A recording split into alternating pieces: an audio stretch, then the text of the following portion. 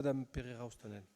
Oui, je vais intervenir parce que moi je ne suis pas intervenue tout à l'heure quand vous avez effectivement introduit le conseil municipal sur la question de Chiberta. Voilà, donc sur cette question-là, sur cette délibération-là, du coup, j'ai fait une intervention à laquelle en partie je retrouve des réponses, mais je tiens néanmoins à vous la lire.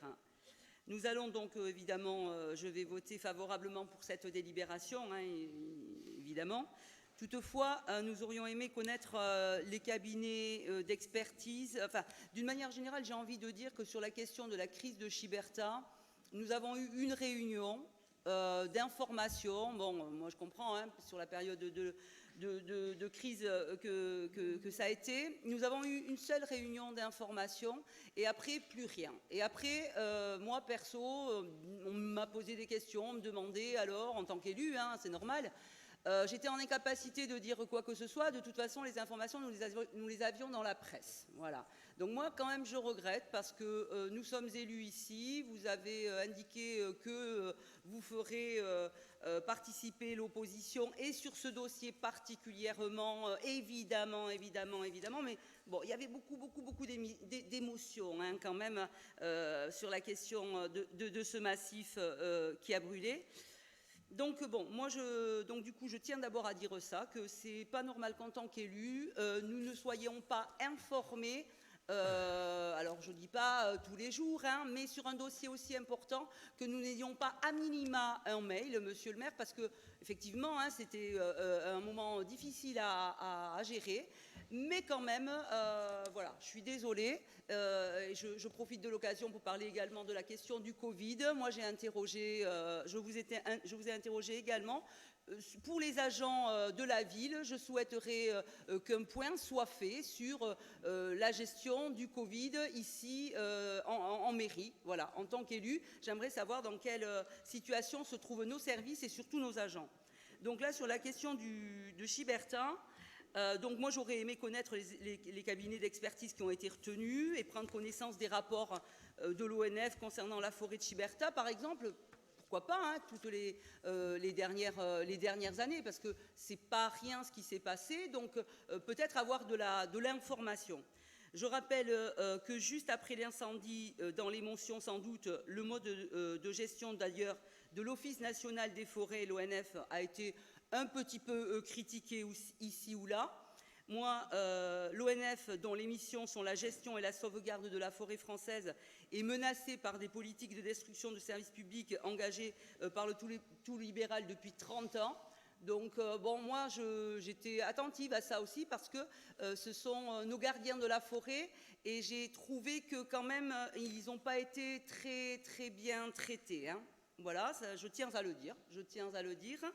Peut-être que tout le monde ne le sait pas, mais les agents de l'ONF font l'objet d'un démantèlement total depuis 30 ans. Les agents, d'où la question de la gestion, hein, les agents sont la cible d'une réduction d'effectifs énorme depuis 1985, donc je donne quelques chiffres, mais bon, ils étaient 15 000 alors, ils tombent à 9 000 en 2018, en 2020, ils ne sont plus que 6 000. Et je dis au passage également, parce que bon, voilà, ça me tient à cœur, vous savez, le service public, une cinquantaine de suicides sont même à déplorer, voilà, hein, pour information, depuis 15-20 ans. Alors pour ma part, l'ONF, qui est chargé de préserver le bien commun pour l'intérêt de tous les citoyens, est l'organisme le mieux à même de gérer notre forêt, si tant est qu'on lui en donne les moyens et qu'on réponde à ses préconisations. Parlons également des mouvements de revendication ces dernières années des pompiers qui tentent d'informer que la réalisation de leur mission est incompatible avec les sempiternelles coupes budgétaires diminuant les moyens matériels et la reconnaissance des statuts spécifiques de ces métiers. Sans leur maîtrise, leur abnégation, l'incendie aurait pu tourner au désastre. Le groupe Réveillé Anglette souhaite donc une commission spécifique pour le devenir de notre forêt, qu'elle soit créée. Le groupe Réveillé Anglette, je répète, souhaite qu'une commission spécifique pour le devenir de notre forêt soit créée et réunisse les citoyens intéressés, les riverains, les usagers, pour l'élaboration d'un projet commun et puisse prendre part aux décisions prises demain. Je vous remercie. Bien, merci Madame Pereira-Ostanel. Je ne vais pas rebondir. Juste vous dire une chose sur le Covid. Vous dites que vous n'avez pas été informé, le conseil municipal. Vous étiez là le 24 septembre au conseil municipal, Madame Pereira-Ostanel? Vous étiez là? Oui, c'est aujourd'hui. On va vous faire passer le... Mais monsieur le maire, quand je dis ça, c'est vraiment pas pour vous embêter. Ah, mais vous m'embêtez pas. Je travaille aussi dans une grosse collectivité. J'ai besoin de savoir comment, dans la collectivité dans laquelle je suis élue, comment ça se passe. Voilà, c'est comment ça se passe. Si vous permettez, Madame Pereira-Ostanel, si vous permettez. J'ai pas fini.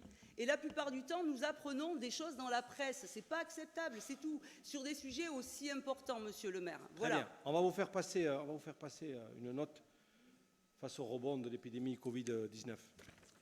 Bien, je vais mettre cette délibération en voix qui est